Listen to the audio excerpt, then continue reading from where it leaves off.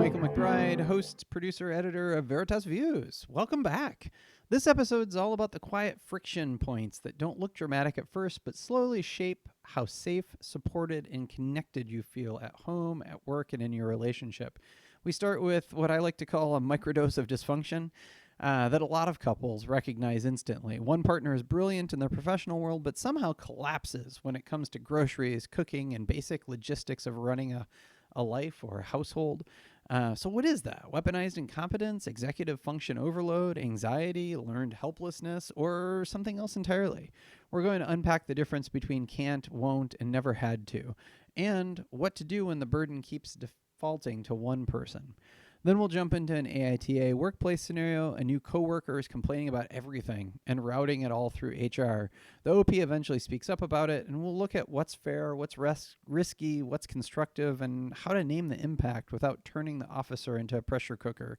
And we'll close with a research roundup on a topic that affects adult relationships more than most people realize, which are those gaps in early sex education and what happens later when people reach adulthood without language for consent or communication, arousal, boundaries, pleasure, and normal variation. A lot of couples are trying to build intimacy with missing vocabulary, missing maps, and a lot of shame. 3 segments, 1 thread, what happens when we don't have the skills, the language, or the shared expectations, and how resentment grows from that gap. Let's get into it. So in the vein of new segments, this one I'm tentatively calling Microdoses of Dysfunction. And I know, I got to keep you on your toes. So I'm thinking about them as like tiny, like subtle relationship or workplace behaviors that seem harmless in the moment, but kind of slowly scratch away at your sanity. So this is a scenario I found online. And it says, my partner is brilliant at work, manages a team, solves complex problems, handles crises well. But at home, suddenly he's incompetent. If I ask him to cook, he burns water. If I ask him to grocery shop, he texts me 40 times about what kind of pasta sauce I should get. Yet he constantly compliments me. You're so good at this stuff. I'd be lost at you. It sounds sweet, but it feels like a trap. When I confront him, he claims I'm being unfair and that he really is just that bad at domestic tasks. But how can someone who strategizes million-dollar projects struggle with laundry? Is this weaponized incompetence? Is it subconscious? Is it avoidable? Is this just emotional labor imbalance? What's going on here? I think that's a really good question. I think it's really tempting to believe that if you're good at A, you're going to be good at B. But this person sounds inexperienced and underexposed to some of these tasks. They likely, I hope, have a learning curve. I am not going to sit here and say this is weaponized incompetence. Now, that being said, that can happen. And if you have walked through and you've created opportunities and they've engaged in that learning and they still aren't doing it and are asking all the questions, then I become a little bit more suspicious. But just again, just because you're great at work with million-dollar projects doesn't mean you know how, which is the better pasta sauce. You don't know even the criteria to evaluate them against. And I'm left wondering whether these tasks are tasks that this gentleman in her life is invested in learning about. Yes. Like he may be very capable of learning all sorts of these things if he were desirous of becoming capable and he wanted to learn about it. He may have and by the way, I'm not excusing this. I'm saying like one of the biggest complaints I get from in heterosexual relationships from the woman in the relationship is I carry all of the mental load around everything around the house. And he comes to me and says, just ask me what to do or tell me what to do. And I'm like, well, I'd rather not tell you what to do. I'd rather you like look around and figure that shit out for yourself so that I'm not carrying that mental load in addition to doing the stuff. And I think to some degree, there's an element of it works fine the way it does for me. So I'm not troubled by it. And I don't want to learn these things. And it is time for men like this man, I think, to step up a bit and take interest in learning the tasks because it may not come naturally, but it sounds like he's quite capable. Yeah, and I think in order to preserve the health of your relationship, that's the pivot point or that decision point then in this version of the reality, which is I don't necessarily want to learn how to make an amazing lasagna, but I do want to make my partner happy and I do Mhm, want to be a person who can contribute. And so while it's not my chosen area of strength, I do want to better my relationship. And that is the grist for mhm, learning, not because you want to learn the thing necessarily, but you want to make your partner happier and you want to contribute to your lives together. mhm, mhm. But I Yeah. would also then be curious about that division. You know, Dan, sometimes you and I have seen folks where maybe one person is highly competitively employed and spends lots of hours in the office, and the other person is really in charge of the things at home. And so, what is the perception of the balance and equity in terms of who's putting effort in and where? And I would want to explore that with this particular couple. I don't think we have nearly enough information to understand Mhm, the kind of dynamic. And the reality is, couplehood and partnering is really complex because mhm. each unit has their own balance of what's okay and what's not okay. And just because you or I wouldn't necessarily choose it doesn't mean it can't be really great for someone else. No, and there's nothing wrong with couples choosing divisions of labor. Um, sometimes, And can be quite happy with some of those things. yeah, yeah. I mean, there are couples I know in my business world or in my personal life, where they have like she does this and they do this and this is how we break it up. And sometimes those are conversations that have happened. Like, Mhm. okay, you handle this and I'll handle this. And sometimes there's things that have evolved over time and both people like have this like agreement that they never actually agreed to, but have both sort of conspired to do where like this one handles this and this one handles that. And if that works for the couple, that's fine. It Mhm. is useful to have that conversation out loud though, because Mhm. sometimes one person thinks it's working great and the other person's really annoyed. Yeah. And I think it's important to make those conversations more explicit. Yes. And to circle back to the scenario at hand, I just want to say I think it becomes really tempting to point to weaponized incompetence because it relieves the sometimes that tension by blaming someone else, but that tends to be, I think, a really overly negative view, and is that lens is, I think, unlikely to make anyone move and change on those behaviors Yeah. because now we're This assuming negative intent. This reminds me a bit of our conversations about gaslighting. Yeah. That true gaslighting, and we've talked about this a number of times before, true gaslighting is pretty rare. Most of the time, we don't intentionally try to make our partner think that they're crazy in order to do something we want. Most of the time, we just see things differently, and it feels like gaslighting. And it's the same thing here. Like I wouldn't want to jump to weaponized intentional incompetence. It's possible, but it is more likely a lack of, I think I'm just projecting here, more likely a Mhm. lack of interest in learning than okay, I'll be as incompetent as possible just to make sure that I don't have to do this anymore. Right. I don't think most people do that kind of thing to their partner. um, but they might certainly benefit from their incompetence by not having to do things because The I do far more such a bad job. passive Yeah, yeah. process. Mhm. So it makes me think of a scenario, and I can't remember if I've shared this story or not, but I think of like in the business world, right? We talk about cross training. You know, it's beneficial for more people on a team to be able to do the same skill in case there's a gap. And I remember at one point I was working at a bank, and I had a collections job, and I had to call this woman because she was severely overdrawn in her checking account, and she said, I can't be overdrawn. I still have checks in my checkbook. And I was like, that's not how a checking account works. And what I learned through this conversation, even though in the moment I laughed, was her husband had always paid the bills and he had died Mm, recently. And so now she was in this role where she had no understanding of how to balance a checkbook, and that the limitation is funds, not checks.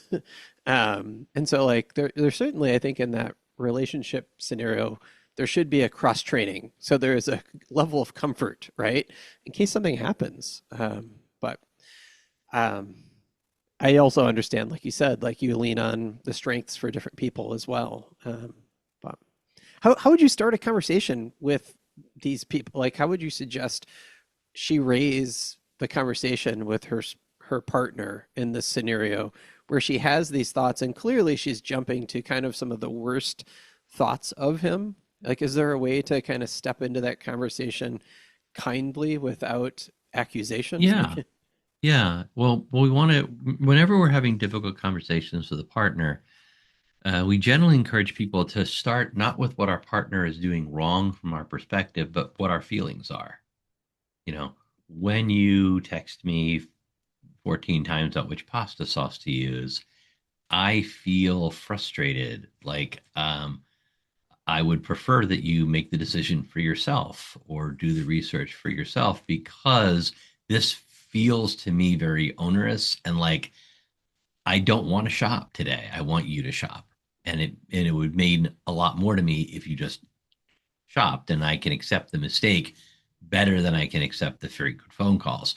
But you're seeing in each of those, you're talking about really you're focusing on what I want and what I'm feeling rather than on the other person. You're mentioning the other person for sure, but you're focusing more on your own wants or needs.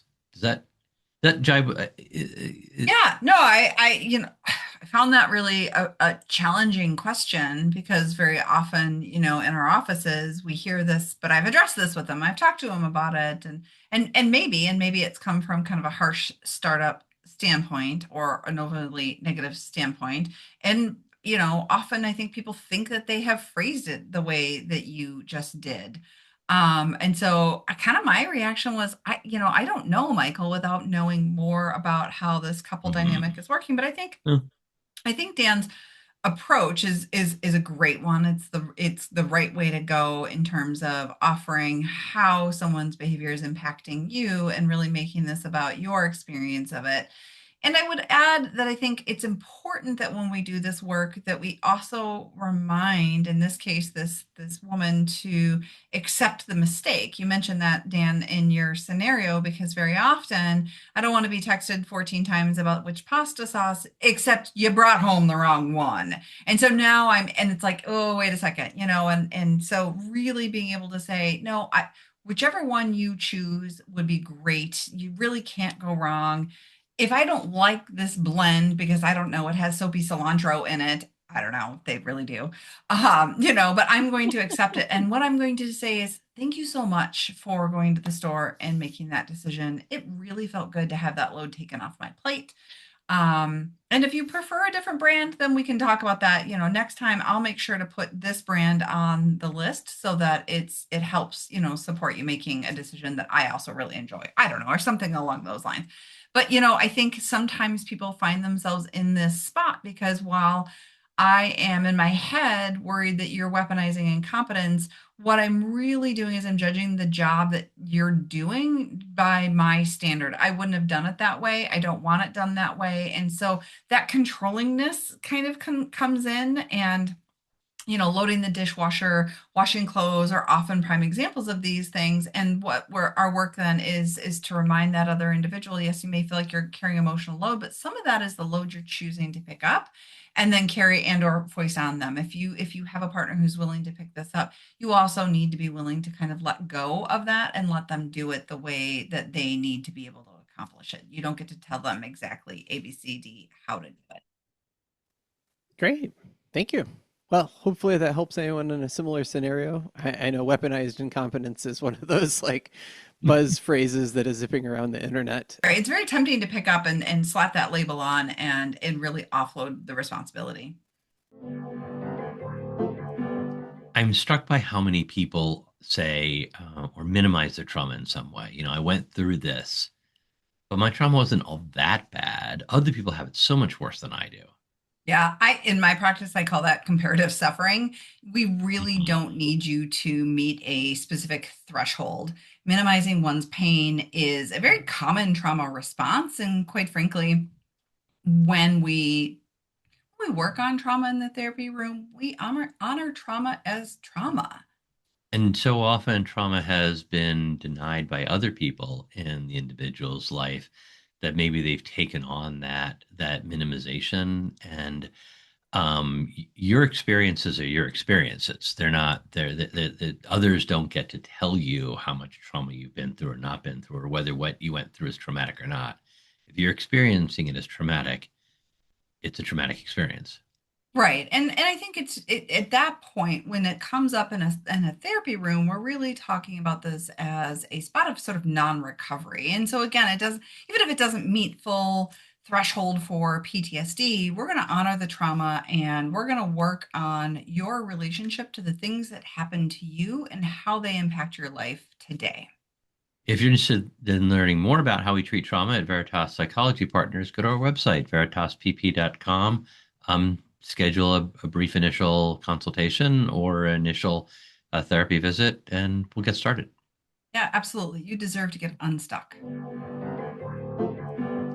So let's shift gears a bit and get into the familiar "Am I the asshole?" kind of conversation. Are you guys up for that today? Love it. Absolutely. Fantastic. This is what I have today for you. Um, am I the asshole for telling my new work colleague that she has no right to control our office habits? I I don't I know. I I I, I need more information, but I Yeah. have to say, judging this particular book by its cover, maybe, Yeah, that's exactly what I was going to say was maybe.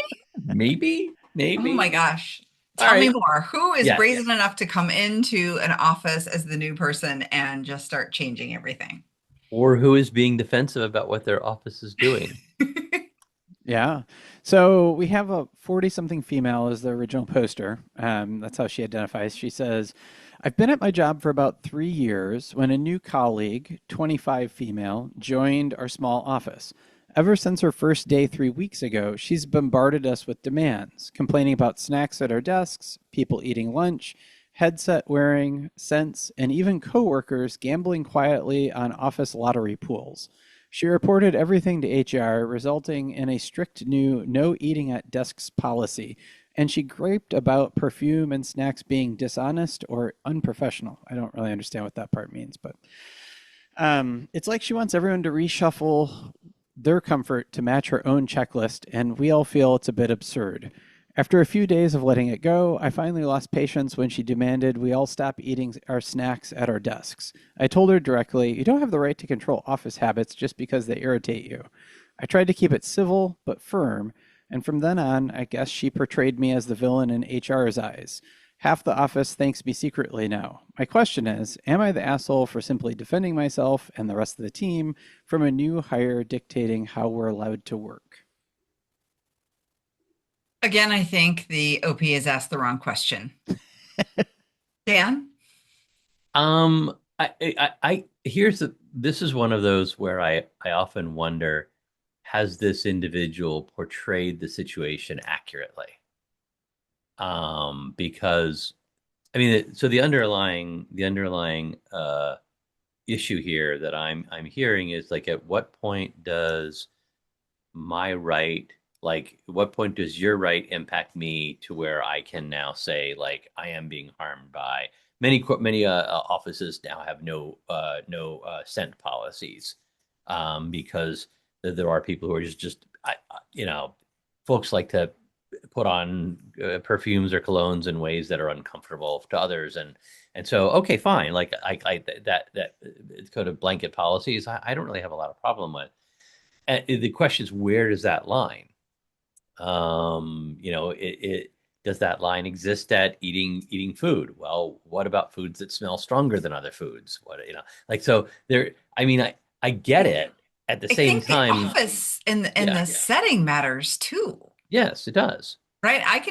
In some settings, it would not be appropriate to have food at your desk, whether it's stinky or not. Right, right. As a therapist, I never eat during session. Right. However, my clients, now that I'm working online, sometimes do. Right. We'll bring their lunch or something. Yeah. Yeah, especially when I meet with people over lunch break. So, like, it I mean, I think one of the problems here is that we don't know how accurately this OP has portrayed their response. If they, like, got in the person's face about it, that's different than if they said, "Hey, I plan to continue eating potato chips at my desk, and I have no problem with it, and I don't believe it impacts you sufficiently for me to change my habits. You know, I.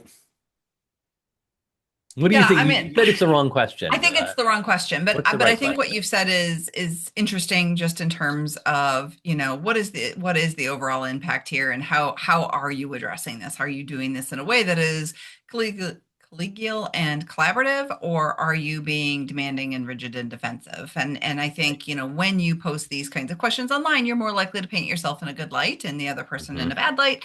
And so I suspect that we have something that is biased, heavily biased. Mm-hmm. Mm-hmm. Um, I think the reason I said this is the wrong question isn't because it isn't so much about, hey, am I an asshole for telling them something? It's, am I an asshole in terms of how I approach this, right? And so that's, I think you got at the thing that I thought was the wrong question. Mm-hmm. Was I wrong in how I address this?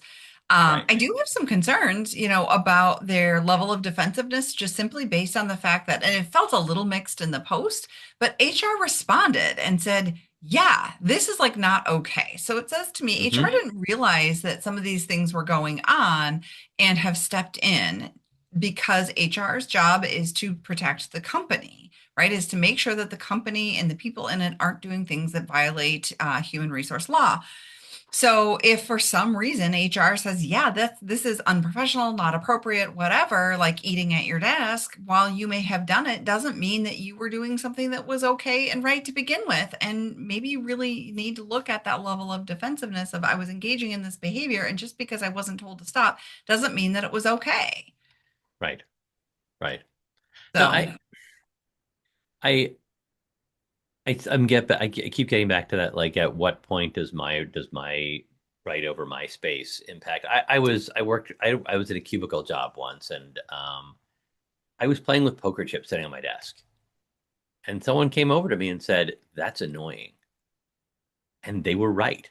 mhm, And because my the sound I was making was interfering with their ability to work and do the job correctly, that was legit, like mhm. totally fine. So how do you balance out the rights of each individual in that situation, and where your right for whatever thing you're looking for infringes on someone else's right to do whatever they want to do. Yeah. If I have a company that like pushes me to work to, or I have to, my workload requires me to sit at my desk and work. And by the way, companies give people a lunch break. I mean, come on, like this is part of work culture in America that I'm troubled by. Like this whole, like, you should eat at your desk. Like, no, no. That said, if a person chooses to eat at their desk, if it's not being disruptive, it's different than if, like, they're being disruptive in some way. And I don't know where to draw the line. Yeah, and I kind of feel for this new employee because they don't have the longevity of relationships and um coalitions, I guess, if you will, in Mm-hmm. terms of like Mm-hmm. being able to go to someone and say, hey, I'm kind of concerned about this pattern. I don't think that this is something that we should be doing here. And so they've used HR probably because as a relatively new hire, those are the people in the organization that they know, and that would be the next Mm-hmm. most appropriate step, save going to the supervisor, right? And Right. so I don't have a huge problem. Now, I could also see this new person coming in, and that thing that we all love when the new colleague comes in and goes, "This is not how we did it at my last job," and it doesn't have a lot of bearing other than this is not how we chose to do it in this previous position, and Mm-hmm. that never goes over very well either. I would encourage you that if you are entering into a new space, that you are able to bring ideas and experiences that you have for the good of the team, but not Mm-hmm. just couching it as, we did it better at my last place. You're not going to Right. get people signing on board No, no. with those kinds of changes. But there are gentler ways that you can bring that up. I did work in an organization once where the ask as the new person was, because you have a totally naive view to what we're doing, I want you to tell us what you think this program looks like. what it needs, what it's doing well, and what it's not, because you currently you have the most sort of pristine vision of this. And that was the ask coming in. Not that we're Right. necessarily going to take action on it, but what do you think of us? And then I remember finding myself in the team long enough that new people were being hired and they were being asked the same question. I thought, oh my gosh, I no longer have that objective perspective. I'm now bought into the culture and the way we do things. And now I get to be challenged by what someone might think is a good or bad way to do things. But Right. that is that invitation to constantly innovate on a team. And that then is the philosophy that the team holds and the team leader puts forward. It's again done with intention. I think intention matters, right? And we don't know exactly what the intention of the new person is here, and we don't know what the intention of the supervisor is in terms of being able to or interested in growing or changing culture. And growing and changing culture, by the way, is extraordinarily difficult and cannot be done without supervisor buy-in. So I do wonder, where is the supervisor in this story? Because we have two Right. people who sound like they are at a sort of a lateral position with each other. Let me share 3 stories from my own personal experience. 3. Three. 3. I'll keep them succinct, but I think I mean I love kind of hearing what you guys are talking about, and you're right. I mean, there's so many, you want to take the feedback from the person who is new because you never change or grow or learn from possibilities if you stick with old policies. I had a scenario where I was working in a cubicle place similar to yours that you're describing, Dan, and I had, because I was younger, I had a bunch of posters up from concerts I had gone to. And as you could imagine, some of those perhaps were not quite as work appropriate as they could have been. And somebody voiced their displeasure about it, not directly to me, but through HR. And HR told me I had to take them down. So then I pretty quickly figured out who it was. So then I complained about stuff that was in her cubicle. And so they had to take those things down. And then pretty soon there was a 0 personal items in our cubicle policy, that you could only hang things up that were related to work, like, shortcuts and checklists and that kind of thing. And to your point about where the line is, right? Like, that sounds awful. That really does. And similarly, there was another scenario where somebody was clipping their fingernails at work, and along the lines of your poker chip thing, the sound was irritating somebody. But that was deemed by HR to not be disruptive. However, when someone clipped their toenails, that then was deemed to be over the line. And I'm just I'm fascinated by like where we draw the line, right? Like, functionally, it is the same material and action that is being done. No, you're taking it off an item of clothing to get it done. You're taking off a shoe and or a shoe and sock. No, toenails are not the same thing as fingernails. I'm sorry. Like, I guess biologically it's the same thing, but no, this is a very different scenario. And Gail and I's visceral response that we both had, if you're watching us on the YouTube, you would have seen the visceral response we both had that says, no, it is not the same thing. Like, come on.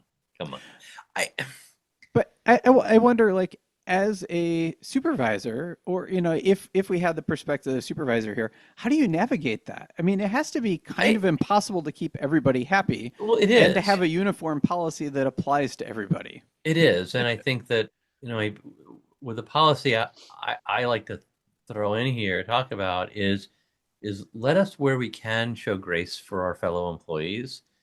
Living in a cubicle farm 8 hours a day, or more, if it's a high pressure job, is challenging. And if we can try to give some grace and be aware that sometimes our coworker will do something that is mildly annoying to us, and are they, what is behind that, and how kind or unkind are they being about it? Like, giving some thought to how to have grace about that sort of thing. Your edgy poster that was there, Michael, like, is it really bothering me? Is it really interfering with my day? Is it really problematic? Like, where am I, your cross complaint, which I want to call petty. It was. It totally Okay. was. Okay, I can I'll legit call own that petty. Okay. Yeah. Like again, it's maybe legitimate as a petty cross complaint to get back at someone, but like I think that these workplace things were possible if we can show that bit of grace and decide whether or not this really impacts me or not. There are some perfumes or colognes that I would really be troubled if they were near me. And other times it's like, yeah, you know, I, not my It's hard favorite though, fruity because smell, like but they're okay. similarly, like I would be not happy with certain perfumes and some scents I really enjoy, but why, I don't get to decide that. So then we do find Right. ourselves in this place of, even if I enjoy the scent, Hmm. uniformly we need to apply a standard. Yeah. So if you were to go out on a limb and guess where the internet fell on this one, where do you think Hmm. the internet came down? Oh my gosh, I'm going to just say right away, I have no fucking clue, because Yeah. I remember being absolutely convinced in one of these AITA conversations, and then I was just 100% wrong. So I don't know. I'm not willing to gamble or guess. Yeah, I don't know. And I part of it is that I don't feel like we have sufficient information here about it. And I don't, and I mean, sufficient information in that I don't know how accurately OP is portraying their perspectives. I think that's totally fair. But the internet was very happy to say that they were not the asshole and then to Mm. completely pile on with so many examples of other things that were irritating. And, Okay. the person who comes in, like you said, and like, that's not the way we did it at our old job, that kind of thing.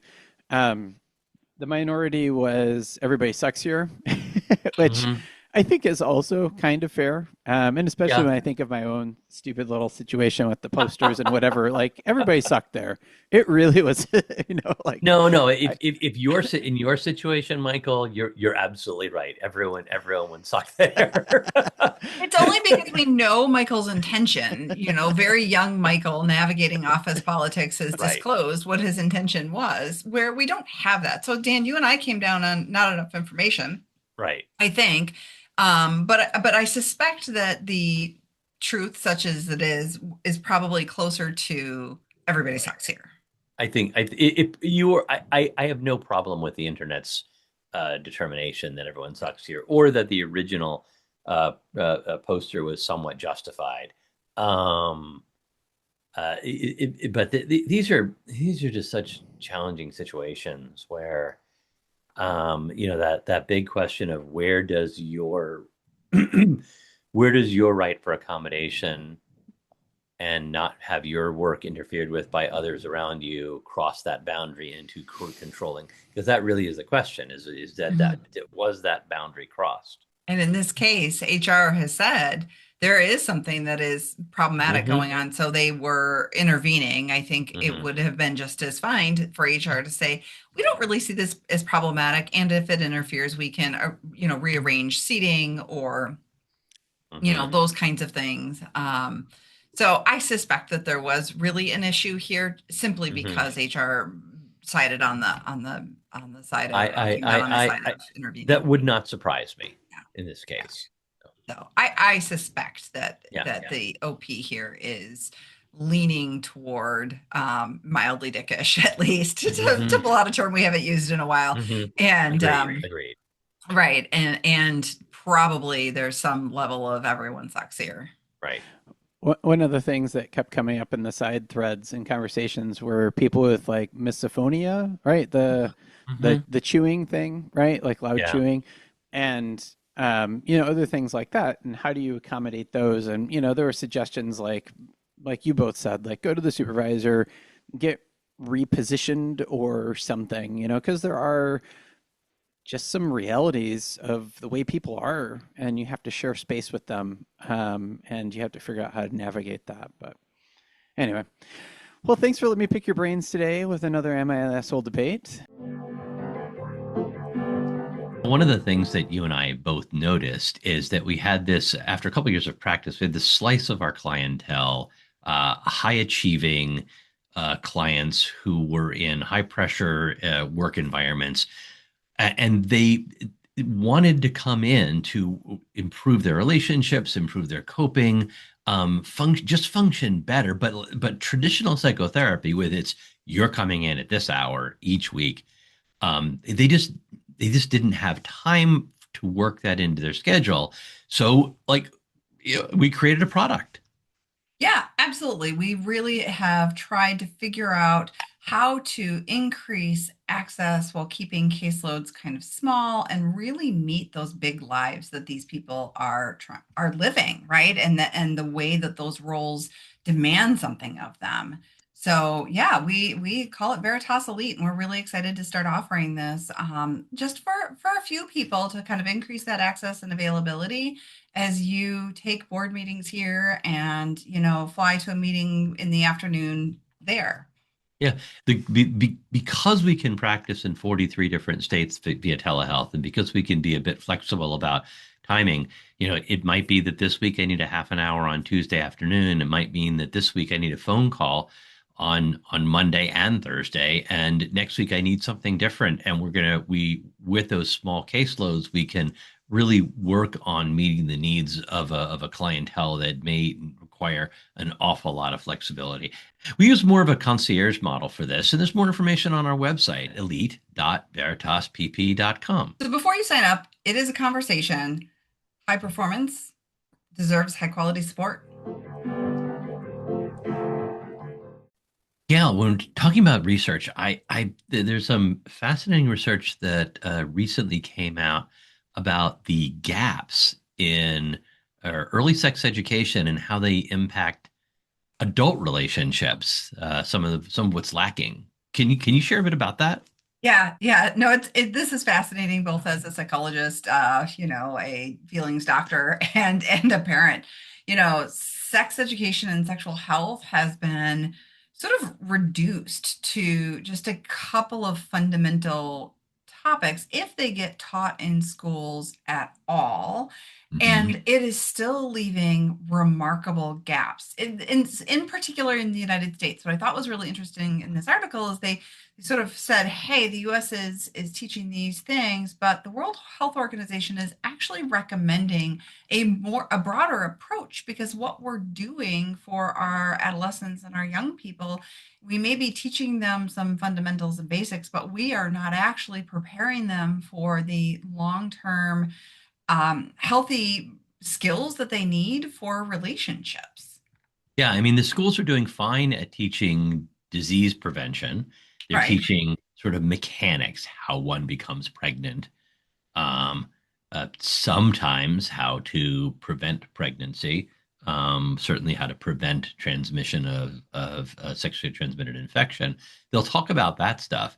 But when people are coming in to see you or I, who are having issues in their relationships with intimacy, they're coming in with issues around communication, around enjoyment, around connection, and how to hear each other and empathize with each other. And these things are almost never taught in schools.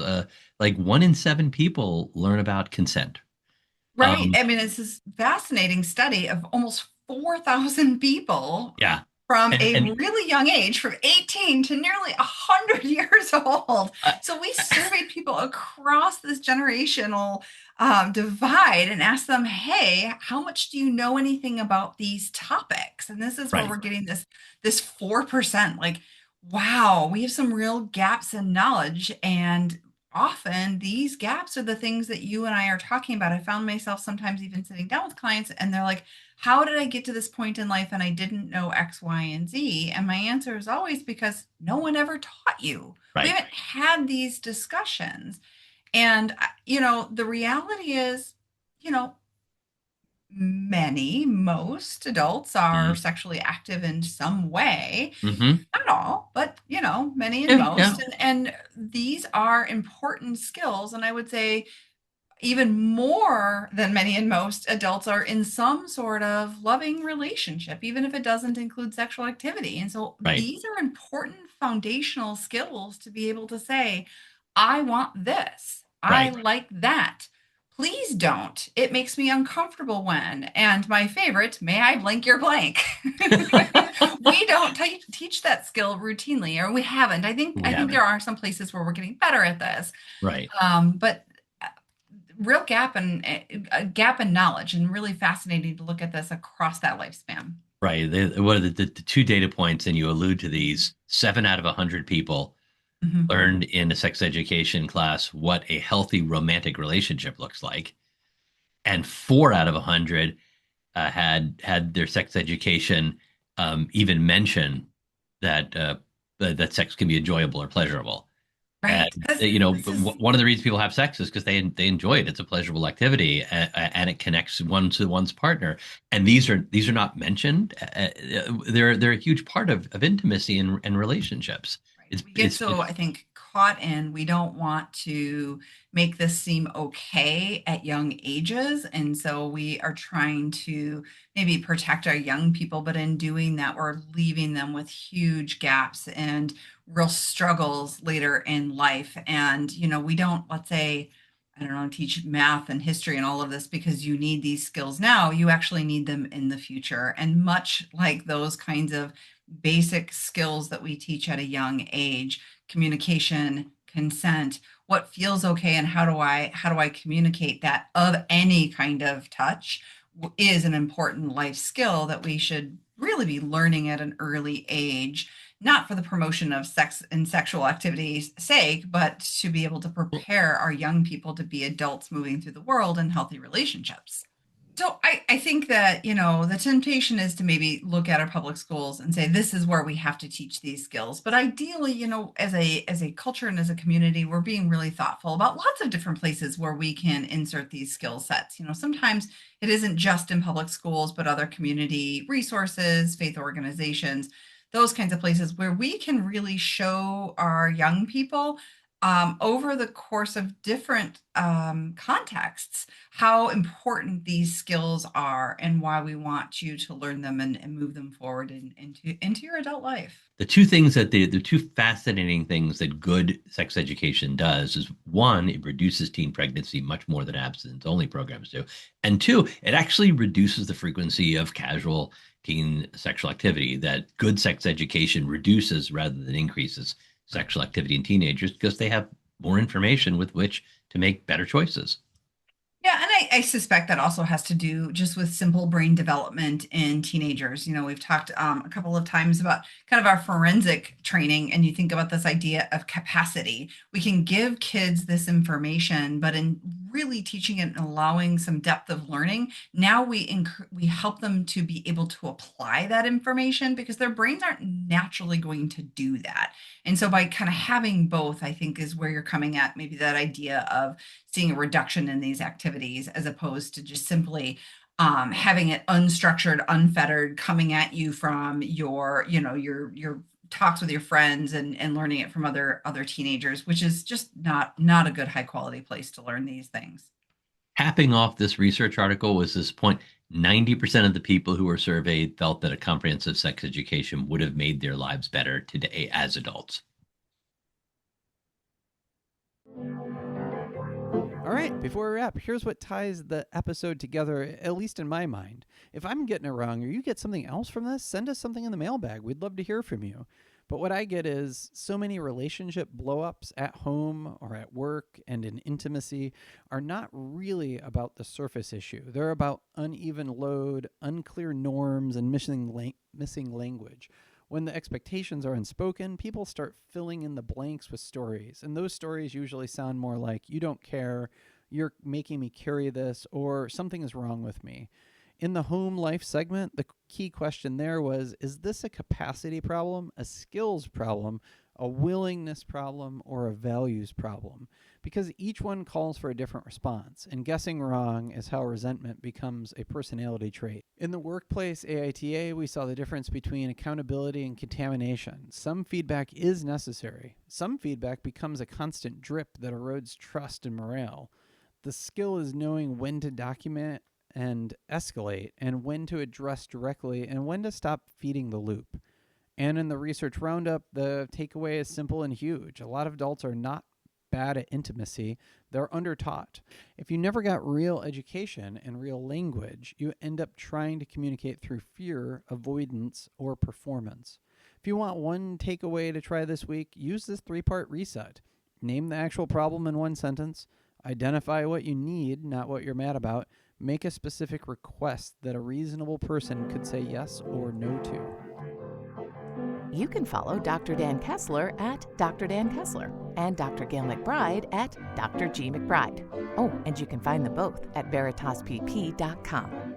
We love hearing from you, so please review us on Apple, Spotify, or, well, wherever you're listening. If you enjoyed this podcast, please review, like, and follow. Also, give it a share. This helps us reach more listeners. Credits: Tickling the Ivories, Matthew Reddington. Art, production, and design, bringing this show together with flair and finesse, Michelle Love. Recording and editing, turning chaos into something worth sharing, Michael McBride. Intro, outro, I'm Kelly Buttrick, a VO talent who just happens to be Dr. McBride's cousin. Cats, CJ, Linus, Sadie, and Griffin. Hosting by whomever lost the coin flip. Interruptions by all their children.